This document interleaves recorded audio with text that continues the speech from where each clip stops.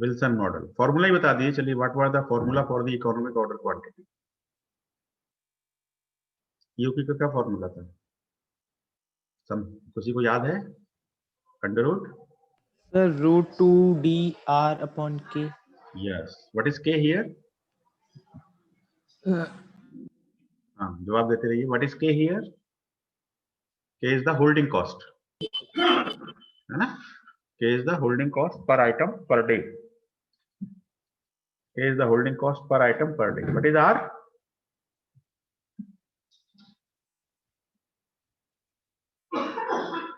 What is R? Anyone? कोई भी जवाब दीजिए. What is R? R is reorder quantity. R is the reorder quantity. Yes, sir. Yes, sir. Quantity. It is the reorder quantity. And it is not the reorder quantity, it is the reorder cost. है ना? Reorder quantity तो ये है EOQ. EOQ is the reorder quantity.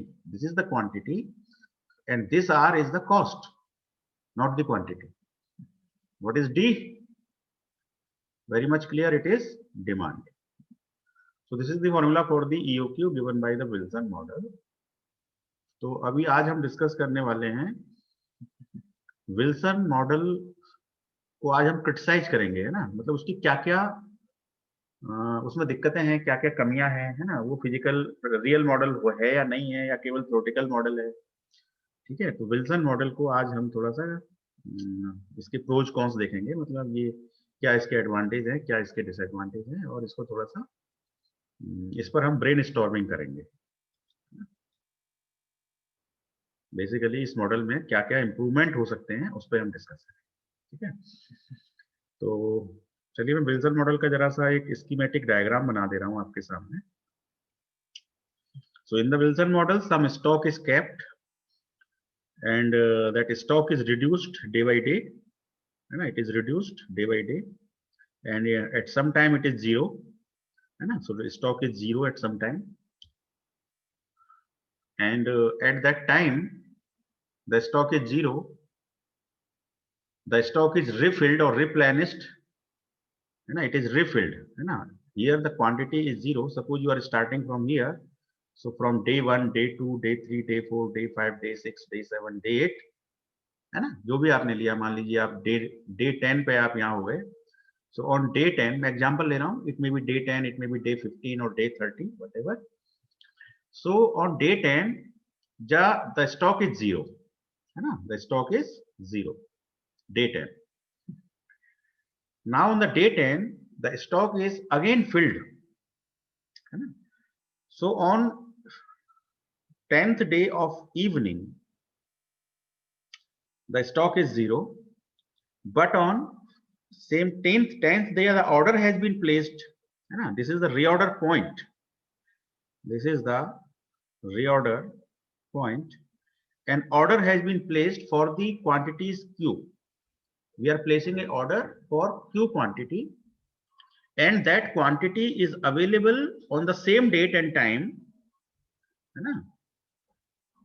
Let's suppose we have placed the order at Naveen sir. So suppose on the evening around 5 p.m. you ordered. You 5 p.m. your office is closed and you ordered at 5 p.m. But on the after some time, it is on 10th, within very short time, the stock is again filled by Q amount. So on the 10th day, you can say the stock is zero and stock is Q also. Same day हमने अब उसको क्या कर लिया, replenish कर लिया अपने stock. ठीक है, स्टॉक रिप्लेनिश हो गया. उसके बाद फिर कंटिन्यूअस वही प्रोसेस चली. So this is day number 20. दोबारा से 10 दिन बाद स्टॉक जीरो हो गया. Then after we again reordered. So this is reorder point R1, this is reorder point R2, and you again ordered on the evening of 20th day. Your stock is again Q, and this process continues. This process continues in this way. So 20 days, 30 days, 40 days, 50 days, and so on. This is the model. अब आपको model clear है पूरी तरह से? The demand is D, so demand is D is constant for every day, for every day, for every day, right? So since the demand is constant, so here I can make a relation between Q and D. So what is the relation between Q and D? Q equal to 10 times D. Q equal to 10 times D. Because 10 days में आपका stock क्या हो रहा है? Q stock 0 में convert हो रहा है. तो you are using D, you are delivering D items for 10 days. So you are delivering total 10 D items, and that must be equal to Q. That is the total stock. So Q equal to 10 D. So this is the Wilson model. I have explained again. In the last classes, I have already explained this thing. अब इस model को देखकर आपको इसकी वो बतानी है, weakness बतानी है. The weakness of the Wilson model. क्या बतानी है आपको? वीकनेस. फॉर एग्जाम्पल, मान लीजिए एक वीकनेस मैं बताता हूं, बाकी वीकनेस आपको बतानी होंगी. हरे कृष्णा. जस्ट एक सेकेंड.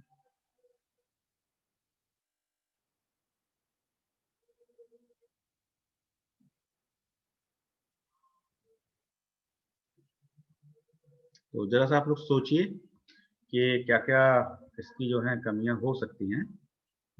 ठीक है.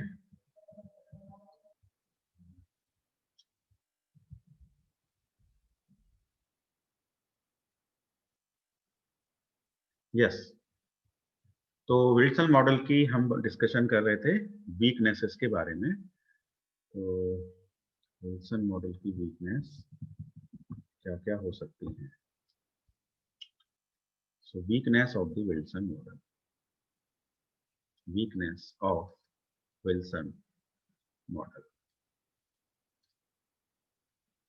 चलिए कम से कम 4-5 वीकनेस देखते हैं क्या क्या हो सकती है. नंबर 1 है ना. नंबर 1 ये आप ये कह सकते हैं कि विल्सन मॉडल के अंदर डिमांड को कांस्टेंट माना गया है ना. Demand is assumed constant, but in practice the demand is stochastic. Demand is stochastic. बताइए बात सही है कि नहीं सही है? किसी भी आइटम की डिमांड क्या डेली कांस्टेंट होती है प्रैक्टिकल लाइफ में? है ना. जैसे सपोज कोई भी आइटम आप मान लीजिए सेल ऑफ प्लॉट्स है ना. तो आज आपके मान लो 10 प्लॉट बिके तो कल भी 10 प्लॉट बिकेंगे, ऐसा कोई जरूरी नहीं है ना. इट में चेंज, इट में भी 10, इट में भी 12. कोई भी आइटम ले लीजिए, ब्रेड है जैसे, तो ब्रेड के पैकेट्स आज मान लो 30 से डिमांड है तो कल 31 हो सकती है, 50 हो सकती है, 0 हो सकती है, कोई भी रीजन हो सकता है. So demand of a particular item is assumed constant in the Wilson model, but in practically in real life problems it is variable, it is abruptly changing, it is stochastic, and it is random. है ना. So demand is random or stochastic, and it is not constant, and it is varying in nature. It is varying in nature, and sometimes this demand is seasonable also. है ना. In a particular season the demand is very high, but in the off season the demand is very low. Okay, so this is one weakness.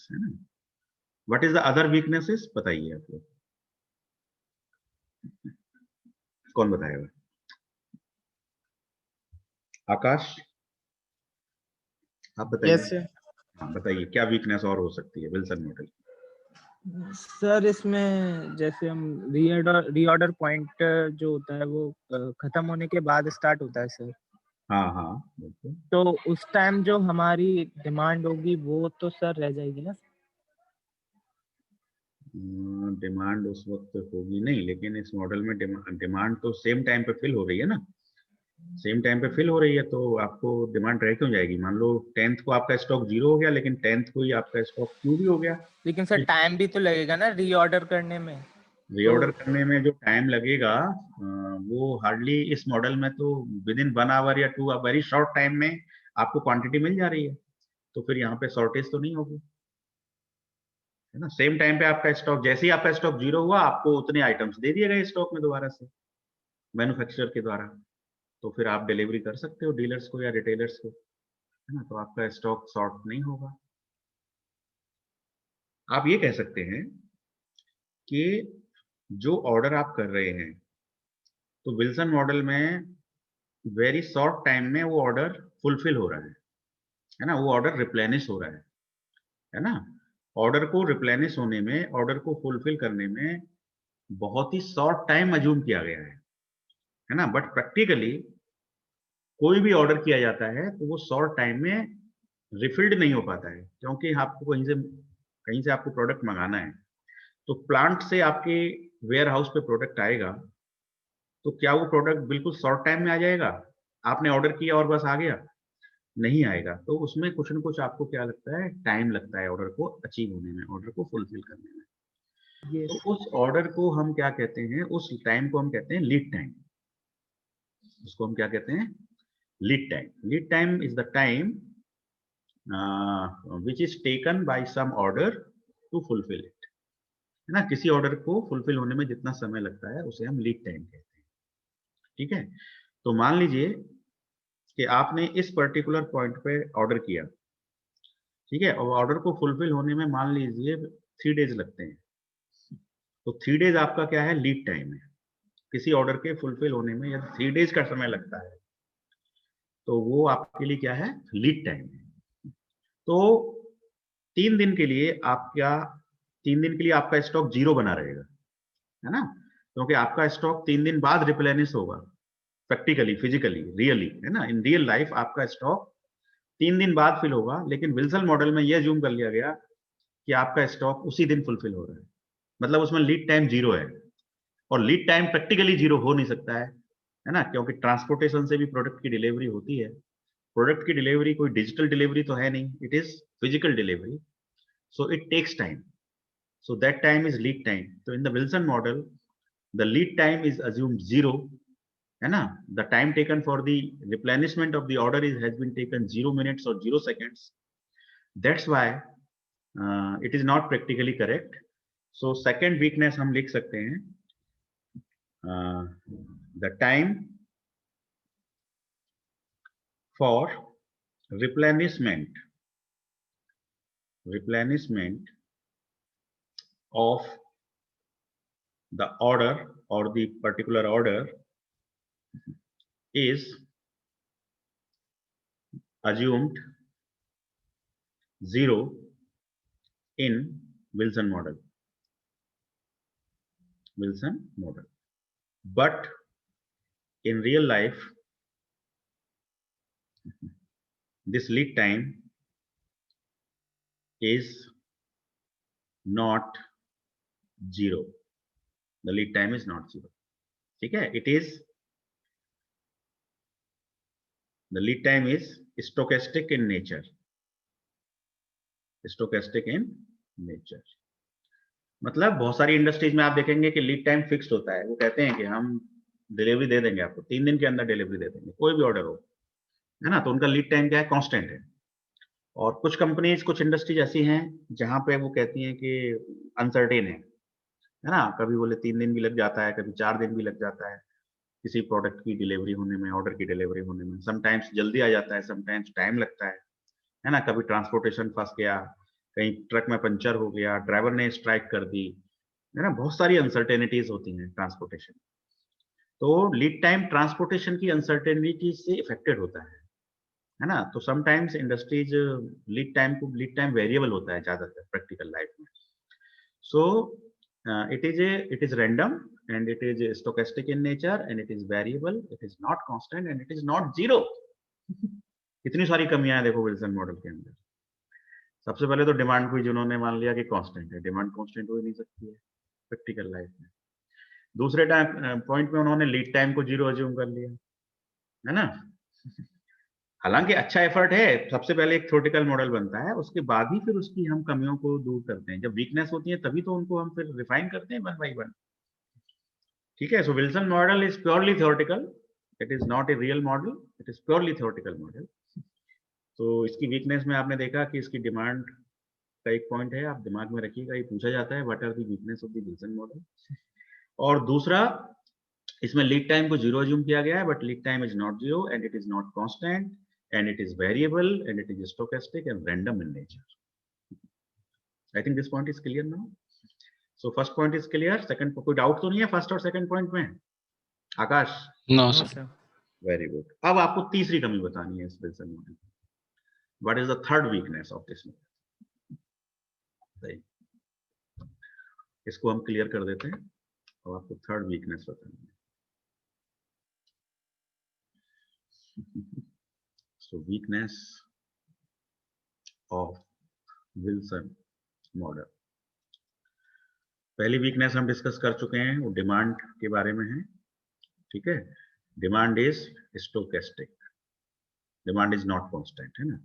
Demand के बारे में short में लिख देता हूँ। First पहली वीकनेस डिमांड के बारे में है ना, it is not constant, C for constant, demand is not constant. Second weakness lead time के बारे में है, and lead time is not zero, है ना, lead time is not zero, demand is not constant, lead time is not zero, है ना। और मान लीजिए कांस्टेंट भी है तो जीरो नहीं है, इसमें बहुत सारे पॉइंट है।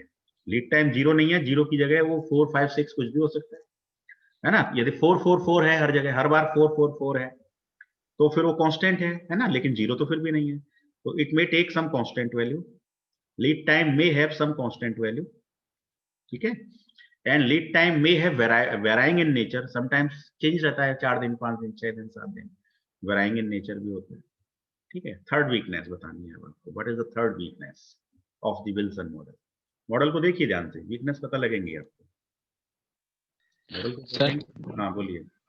सर इसमें ये ले सकते हैं, जैसे यहाँ पे आपने बताया कि जब स्टॉक जीरो हो जाएगा तो उन्होंने उस समय माना कि उसी समय पे ये रिप्लेस कर लेगा उसको, तो सर सब्स्टिट्यूट गुड्स का जो अल्टरनेटिव है वो ऑप्शन यहाँ पे खत्म हो जाएगा। कौन सा ऑप्शन? अब जैसे यहाँ पे सर सब्स्टिट्यूट गुड्स, यहाँ पे जैसे स्टॉक जीरो हुआ यहाँ पर, तो एक साथ ही उन्होंने देखा कि तुरंत रिप्लेस कर लिया उसी टाइम पे। हाँ, तो अब हमें इसमें ये नहीं कह सकते ना हम कि जो सब्स्टिट्यूट गुड्स होगा उसके अल्टरनेटिव गुड्स होगा वो अच्छा भी हो सकता है, बेकार भी हो सकता है, तो इसके बारे में कोई इन्फॉर्मेशन नहीं। अल्टरनेटिव गुड्स से आपका क्या मतलब है? What do mean by alternative goods? मान लो कि आपका ये किसी प्रोडक्ट पे है, मान लीजिए it is on the product, कोई भी एग्जांपल ले लो, मान लो कि आप पेन का मॉडल है, पेन आपका प्रोडक्ट है, कोई कंपनी प्रोडक्ट बेच रही है पेन का, पेन की कोई डिमांड है, ठीक है। कोई भी पेन ले लो, मार्कर पेन ले लो, मार्कर पेन की डिमांड है, तो वो बिकता जा रहा है। अब यहाँ पे स्टॉक जीरो हो गया पेन का, अब आपका अल्टरनेट प्रोडक्ट से क्या मतलब है?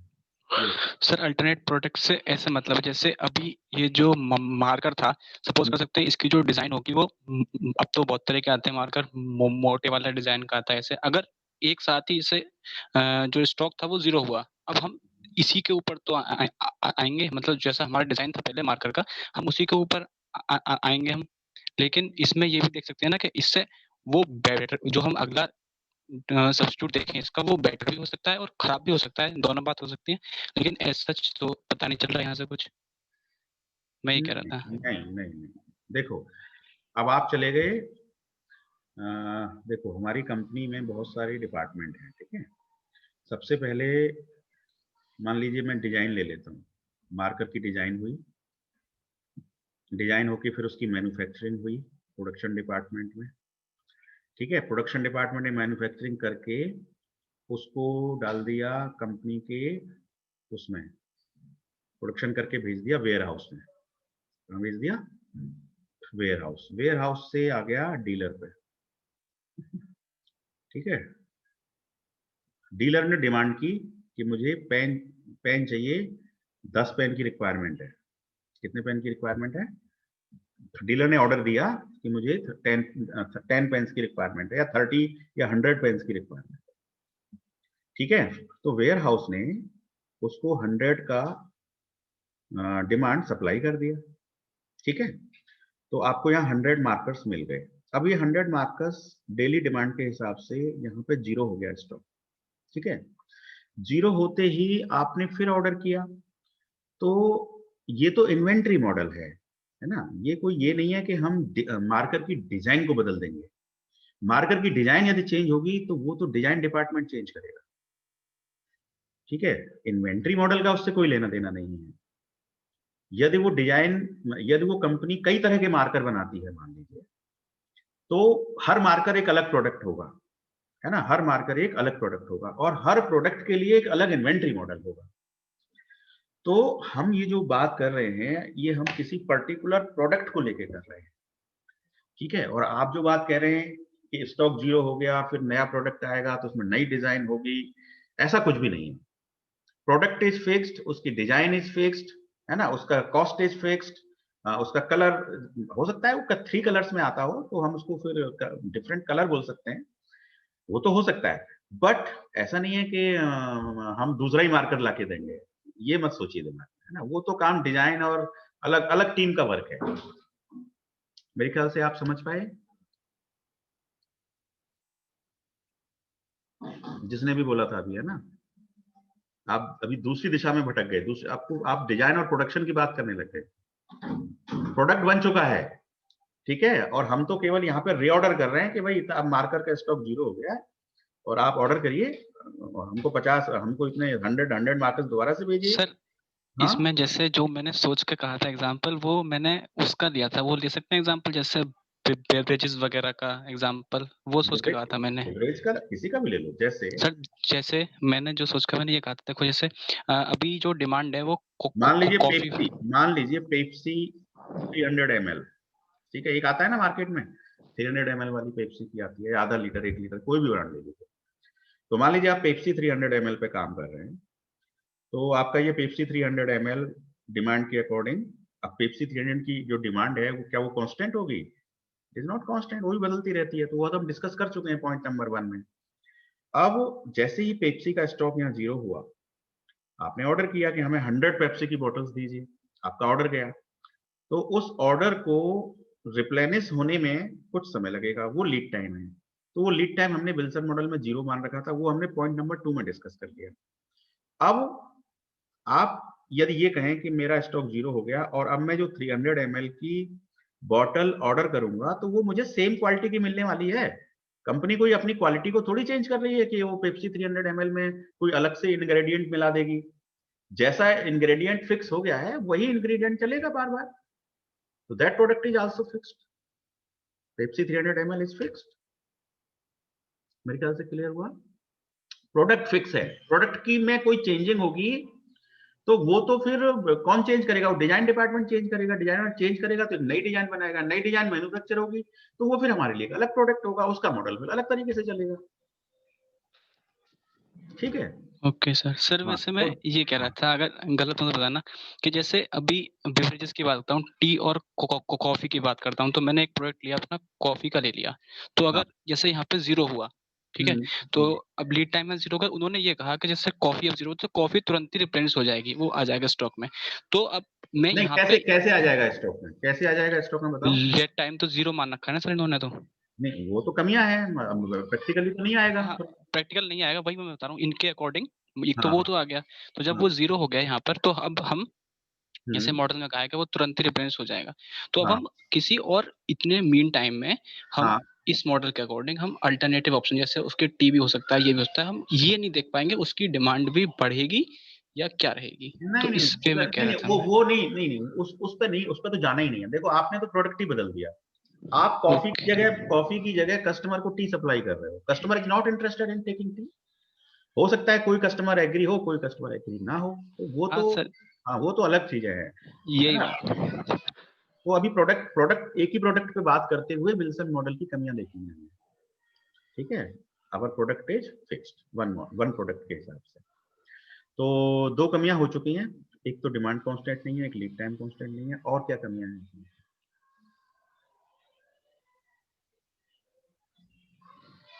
सर जैसे ही हमारा मतलब जो प्रोडक्ट है वो खत्म होते हैं, हम हम्म, रीऑर्डर करते हैं सर, तो राइट राइट। रीऑर्डर हम लार्ज क्वांटिटी में ही करेंगे नहीं, उसको। लार्ज क्वांटिटी में करोगे तो फिर कॉस्ट कहाँ ऑप्टिमाइज होगी? कॉस्ट तो ऑप्टिमाइज होती है ईओक्यू से, yes sir, economic order quantity. अभी फॉर्मूला एक डिराइव किया है ना हम लोगों ने, यस सर, यस सर।